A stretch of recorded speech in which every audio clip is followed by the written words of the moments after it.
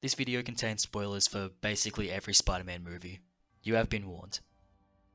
So like most people, in the lead up to the release of Spider-Man No Way Home, I rewatched all of the Spider-Man movies. Overall, I came out of my Spidey marathon with a revamped opinion on each film, actor, and an even greater anticipation for No Way Home. Honestly, it was a blast to go through each Spidey film once again, and it's one of the best movie marathons I've had. Afterwards, I realised that for the past few years my opinions on the Spider-Man films have been a weird amalgamation of general internet consensus and vague memories I have from when I was 13 years old and watching most of these movies for the first time. I found that after I went back through all the films, I had some vastly differing opinions than the ones I had going in. First of all, not that I even have to say it, but the Raimi trilogy is comic book perfection. Tobey Maguire is my favourite Spider-Man. He plays Peter Parker just as he is in the comics. And he also nails the corny sort of personality of Spider-Man. Like, he still kicks serious ass, but he has some really silly moments in the suit that make his portrayal just so much more endearing to me. Cool Spidey outfit. Thanks. Also, Spider-Man 3 is the best movie of the trilogy, and I will die on this hill. F*** you. As for Andrew Garfield's pair of movies, well, actually, we'll come back to Garfield in a moment. Finally, Tom Holland's run as the character is a mixed bag. I think Holland is great in the role and he brings a youth to the character that neither Maguire or Garfield did. Although his movies suffer from being stuffed to the brim with the MCU nonsense you would expect in an Avengers movie. They cram too many other elements into his films instead of just letting us see a friendly neighborhood Spider-Man. Put simply, I like the Tom Holland movies, but I don't love them. But despite all this, No Way Home ended up being incredible. Let me take you back to just before No Way Home was released. Fans were almost positive that all three Spider-Men were going to share the screen, and leaks were abound. Andrew Garfield was aggressively, yet unsuccessfully, lying about his appearance in the film. I just want to get really clear. This is the unequivocal yes/no answer. I did not get a call. Objection! And Tobey Maguire was... well, okay, I don't know what he was doing. It's like he vanished off the face of the earth and then reappeared just to be in Boss Baby in this movie. He's like a little boss baby, like a little man. The hype for this movie was unreal. I remember when my friend and I watched the first showing on opening day. The normally quiet cinema was packed with people. We were all loving the movie for the first half, but then when Ned opened that first portal, the anticipation was unreal. A Spider-Man stepped through. The crowd cheered and clapped. He took his mask off, and Andrew Garfield stood before us. The crowd went ballistic. Then of course Tobey stepped out and the crowd went equally insane. I come from a small town where people don't cheer during movies. This was a rare exception. No Way Home garnered this kind of praise not only because it brought all three Spider-Men together, but because it also evolved Tom Holland's Spider-Man from an Iron Man wannabe into the traditional Spider-Man we all know and love. It was a genuinely emotional and well-told story about loss and what it means to be a hero that also had three Spider-Men on screen together. That paired with the more mature story and fairly brutal hard-hitting action, by MCU standards at least, made this the Spider-Man movie that every fan has always dreamed of. I mean, it even has Sam Raimi's approval. I love Spider-Man No Way Home. I thought that was just like one of the greatest movies I've seen, and it was so emotional for myself and the audience. I was very moved by it. Although Tom Holland wasn't the only Spider-Man this movie elevated and evolved. No Way Home also redeemed Andrew Garfield's Spider-Man and gave him the screen presence that the Amazing Spider-Man movies never did. With only a small amount of screen time, No Way Home fixed the broken Spider-Man that Andrew Garfield was burdened with for so long. But how did about 40 or 50 minutes of screen time in another Spider-Man's movie achieve more than the two Amazing Spider-Man movies ever could? Well, let me explain. The Amazing Spider-Man 1 and 2 failed to live up to the adjective in their title. To be fair, Garfield didn't have too much going for him entering The Amazing Spider-Man. Sony had no interest in making a character-driven Spider-Man series. Instead, they were looking to rush Garfield's take on the character into an MCU-style cinematic universe. It also didn't help that fans were still sore that Spider-Man 4 was announced only to be dropped. They stole it from me, Carmine! They took it! That was today! Today! And of course, he was the first person to take on the role after Maguire's cherished take on the character. That being said, while The Amazing Spider-Man isn't, well, amazing, it's not a travesty either. The direction from Mark Webb, who they clearly just hired for his last name, is serviceable and does its job. The grounded direction they took with the character by making his suit look like something a teenager could make, implementing practical sets and stunts, and trying really hard to develop Peter Parker's personal relationships with those around him, all works to varying degrees of success. The best way I can describe the tone of this movie is that someone saw Batman Begins and then wanted to apply that formula to Spider-Man. They tried to make the character darker, modern, and grounded. Here's the thing though, this approach actually kind of works, and it might have made for a compelling Spider-Man movie if the writing was actually good. All of the dialogue in the film is just unnatural, and people don't talk to each other like regular people. So, you want to, I don't know. Want what? I don't know. Just, They also implement bizarre details and stupid plot points to propel the story forward, like the super convenient crane placement at the end of the film, Uncle Ben diving towards the mugger's gun instead of running away, Peter denying the wishes of Gwen's dead father by still banging his daughter, and the fact that all the lizard wants to do is turn people into more lizards. But while the writing kills this movie for me, the saving grace of this film is found in the performances. When I say that the actors saved this film, I mean that they all did the very best job they could with an awful script and dialogue. Garfield's Spider-Man suffers from the pathetic and moody archetype that the script forces onto him, but he shines in his delivery and his mannerisms as Peter Parker. His personal touch to his Peter Parker is commendable, and the energy he gives off as Spider-Man in the suit is brilliant. Emma Stone's Gwen Stacy is also great in this film, and I appreciate how she actually helps Peter instead of being another damsel in distress character. Again, Stone and Garfield's natural chemistry elevates an otherwise stale and bizarre romance, and creates one of the stronger aspects of the film. The romantic dialogue is still clumsy and awkward, but the pair make it bizarrely charming. Everybody else also manages to do a serviceable job with a dodgy script. I'll put it this way, the performances from the lead actors elevate this film to something that is at the very least enjoyable, where other actors would have failed to cover for the poor writing. All of these factors carry across into The Amazing Spider-Man 2, a film that has appeared on a lot of the worst superhero movies of all time list, which might hurt my credibility after I tell you that I actually really dig this movie. But hear me out, okay? When we see Spider-Man doing Spider-Man stuff in these movies, it's great. Even the first film has some cool set pieces. The fight with the lizard at the high school is a good example of how these films actually have solid Spidey action. The Amazing Spider-Man 2 has a lot more of Garfield in the suit, which is an instant improvement on the previous film. When we are swinging around with Spidey as he fights crime in this movie, it is genuinely exciting. The new suit looks gorgeous, the CGI is well done, and the action is fluid and kinetic. But as soon as we swap back to Peter Parker and the other characters in this movie, it sucks. I believe that if you cut out all of the side plots in this film and took the core conflict with Electro and Goblin and just ran with that, this film would be immensely better. Every attempt to build an MCU style universe in this movie falls totally flat. The plot about Peter's parents is god awful, Aunt May tries to be a nurse, Gwen wants to go to London, and Harry Osborn needs Spider-Man's magic blood to cure his goblin AIDS. Most of these subplots don't even amount to anything, and they just bog down an otherwise great Spider-Man movie. Also, Gwen and Peter's will they won't they relationship in this movie is just annoying.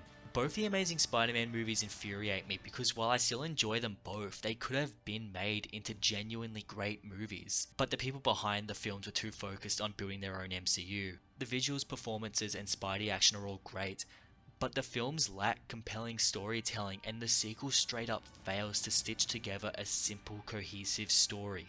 It's tragic because within the mediocrity of these films lies scenes like this.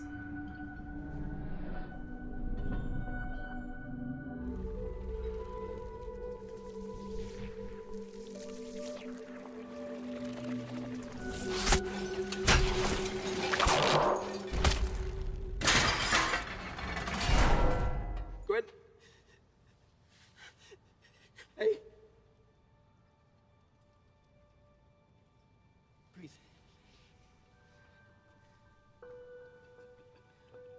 Stay with me, stay with me.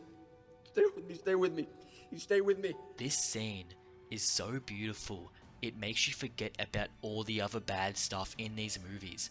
Everything here just works, and the ending of the film that follows is brilliant.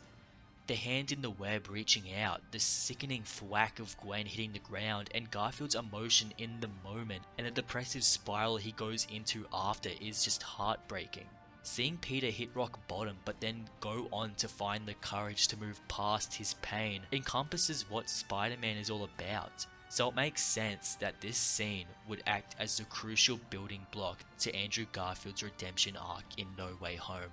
An arc that would give closure to a Spider-Man who ended his journey with a broken spirit and heart.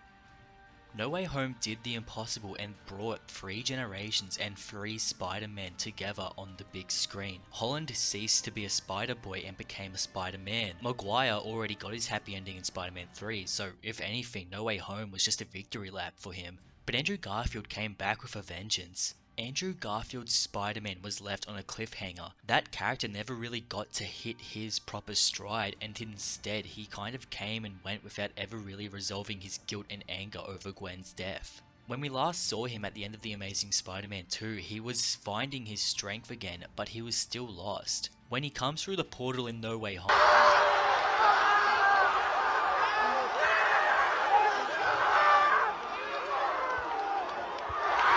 Jesus Christ. Well, I guess we all did that on opening night, huh? As I was saying, when he jumps through the portal, he embodies the best characteristics of Garfield's Spider-Man. He's a snarky vigilante who clearly isn't doing the whole friends thing right now. He even gets to have a fun little moment with Ned and MJ while crawling around on the ceiling. Here, he isn't stuck in as dark a place as he was after Gwen's death. He is on the up and up. But before I get into the emotional development the character experiences in the film, it's worth noting that a big reason as to why Garfield's Spider-Man works in this film is because he is free of all the bloated subplots and awkward writing of his feature films. He spends the whole movie being Spider-Man and reflecting on what it means to be a hero, instead of arguing over magic spider blood. But even then, it isn't long before it becomes clear that this Peter Parker is still broken inside. In the beautiful scene where the Spider-Man comfort Holland's character by sharing their collective struggles and grief, Garfield's Spider-Man shows us that he still hasn't fully moved past Gwen. I lost Gwen. She was my MJ. I couldn't save her. I'm never gonna be able to forgive myself for that. The line, the delivery, the emotion. It's heartbreaking. This is what it looks like when a great actor is given great dialogue, and it's what we should have seen in Garfield's solo outings. Instead, Garfield had to fight through bad writing to give a decent performance. Here, he is at the top of his game. Where Maguire's Spider-Man was forged by his past, Garfield's character is haunted by it. He doubts himself. If he couldn't save the person who mattered to him the most, then how can he trust himself to save complete strangers? 2 major themes are attached to Garfield's Spider-Man in this film: self-doubt and lovelessness. Of course, it's obvious that Peter is loveless because his love is well and truly dead. But going back to what I was saying before, Garfield's Spider-Man is plagued by self-doubt because he sees himself as a failure. He continues to be Spider-Man as a sort of penance for failing to save Gwen. Not only does he continue to fight crime to try and redeem himself, he also turns to it as a coping mechanism, as he says in the film. I carried on, tried to keep going, try to keep being the friendly neighborhood Spider-Man, because I know that's what she would have wanted, but at some point I stopped pulling my punches. I got rageful. I got bitter. We don't even have to see the character committing these violent acts. The pain in Garfield's voice says it all. He gets lost in the violence and thrill of being Spider-Man to try and distract himself from his pain. So much so he forgets he is meant to be protecting people, not crippling them. It reinforces that a better part of himself died along with Gwen. Peter is a shell of a person now. He is just a bitter and grief-ridden soul hiding behind a mask. I got no time for Peter Parker stuff, you know? Now, he only exists as Spider-Man, a Spider-Man reincarnated out of guilt and anger. This Peter doesn't see himself as a hero, instead he's just trying to find some way to make up for his greatest failure. Even when the 3 heroes are discussing their past, Garfield just takes the piss out of himself. I'm lame compared, I fought a Russian guy in a like a rhinoceros machine. This is a Peter Parker without love and without hope, until he spends some time with the other Spider-Men, specifically Tobey. Tobey Maguire's Spider-Man in this movie is like a youth pastor, and not just because he's dressed like one. So wait, are you gonna go into battle dressed as a cool youth pastor, or you got your suit? But because he helps guide Garfield back onto the path of a hero. Tobey is the most experienced character there, and it's clear he relates to Garfield the most because he also struggled to maintain Peter Parker while being Spider-Man. He tries his hardest to have Garfield believe that he is still worthy of love by telling him that they can still be Spider-Man and keep people close to them. I guess it's just not in the cards for guys like us. Well, I wouldn't give up. Took a while, but we made it work. You are amazing. I can take that. You are amazing. Thank you, yeah, thanks. Will you say it? No, I kind of needed to hear that. Thank you. That line is super corny, but it's endearing regardless. Maguire's Spider-Man has clearly figured out the balance between Peter Parker and Spider-Man in his older age, and it gives Garfield the hope that he can do the same. Garfield is not entirely healed when the credits roll in this film, but you get the sense that he has a new perspective on his life after he makes it back home. Although, there is one standout moment in No Way Home that gives Andrew Garfield's Spider-Man a real sense of redemption. This moment right here.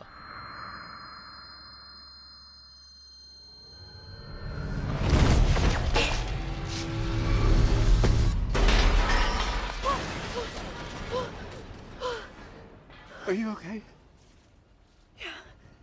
To quote the great George Lucas, It's like poetry, so if they rhyme, every stanza kind of rhymes with the last one.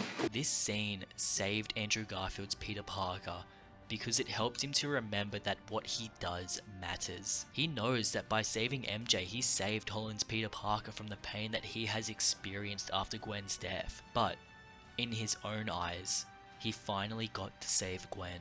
Garfield's Spider-Man clearly hasn't had a proper win in a long time, so this moment means a lot to him. I mean, his reaction says it all. Are you okay?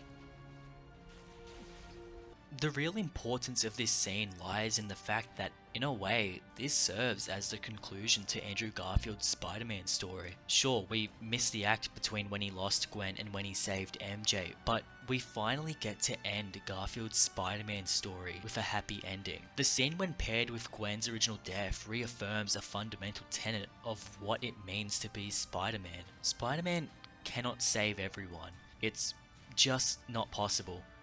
Tobey couldn't save Ben, Tom couldn't save May, and Andrew couldn't save Gwen. But if they gave in to their guilt and stopped being Spider-Man, then so many others would suffer the same fate. It's just like Tobey says, Spider-Man is all about Trying to do better.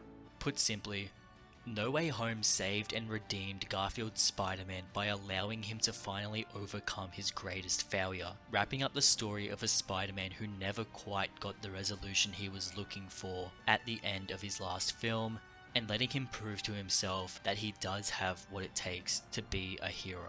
And even if saving MJ wasn't enough to prove to Garfield that he is worthy of the Spider-Man mantle, he ends his role in the film by joining Holland and Maguire in kicking the ass of every great Spider-Man villain.